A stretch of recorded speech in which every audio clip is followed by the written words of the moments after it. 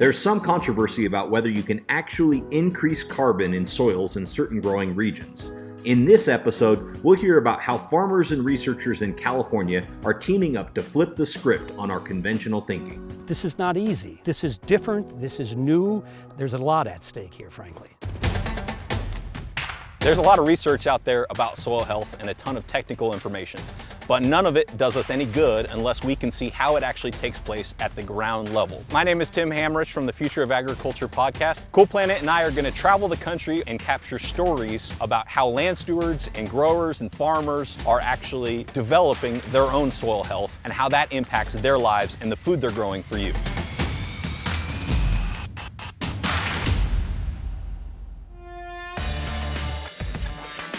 This week's episode takes us to 5 Points, California, where I met up with veteran farmer John Diener and UC Davis Extension Specialist Dr. Jeff Mitchell.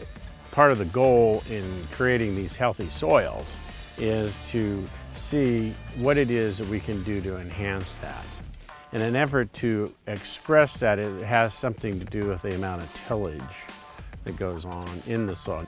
And so in your decision making then, will you look at a field and say, boy, it's been tilled every year, so maybe we want to plant something that we can go in with the crop right behind it with that, with reduced tillage, or is we do that? Okay. Yes. So we as farmers have to determine what particular crop marries up with a secondary crop coming behind it, right? So one crop that might have a lot of trash or residue left on the soil surface may not be acceptable to the succeeding crop because that material, if it doesn't totally decompose, gets involved in the processing of the next crop's crop. What we're doing here with Jeff and working cooperatively with the Extension Service here is looking at different styles of tillage. You can see there's one with no tillage, there's some with minimum tillage, and then there's some with maximum tillage. Through that process, they've been evaluating the soil building that comes from this technique, right? And over time, and actually trying to keep the productivity of the soil up and keep the amount of tractor work and the diesel and greenhouse gases that come from tillage down. Dr. Mitchell then walked me through his soil health strategies and explained the importance of having carbon in the soil. There's a lot of controversy about whether you can actually increase carbon in soils that are in a region like the San Joaquin Valley. It's very hot in the summertime.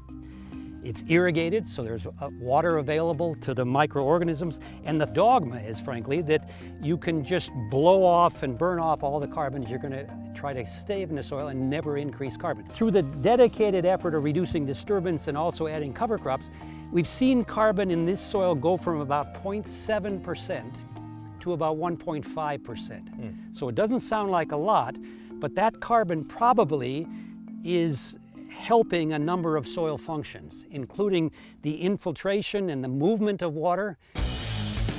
Obviously, farming is a business, and so any of these practices have to be economically viable for a farmer to incorporate that. But putting that aside, for you, you're obviously very passionate about what you do. What's at stake here in your mind as far as what kind of keeps you motivated because you feel this work is important? What we're trying to do is look well into the future and try to anticipate the kinds of improved performance systems that might be useful for a variety of reasons. Reduce disturbance of the soil, reduce tillage. We're trying to keep the soil covered to protect the surface of the soil. We're also trying to enhance biology, the soil life, and also the life of different crops that are above the soil and growing in the soil there. So those are three principles that we're trying to pursue in this very field here. And we've been at this now for 19 years, pretty near 20 years. And we've seen some dramatic changes in a lot of different things, including economics. The systems that reduce operations are cheaper, obviously.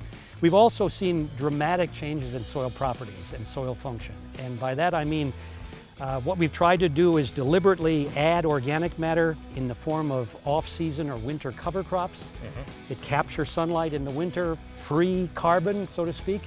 And then when that carbon is turned over into the soil, we leave it on the surface, as you can see right here.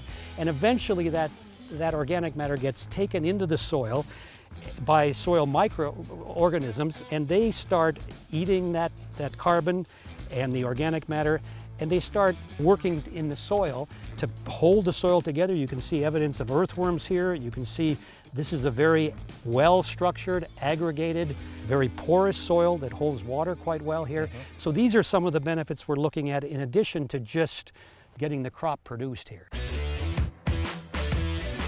What effective ways are there to help inspire more farmers to think about this way and maybe adopt more of these practices?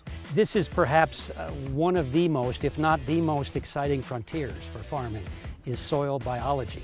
And there's so much attention right now from so many people and so many sectors and interests in this. We have very, very much to learn and an immense amount to learn, but it's an exciting time as well. It's flat out energizing to be part of this.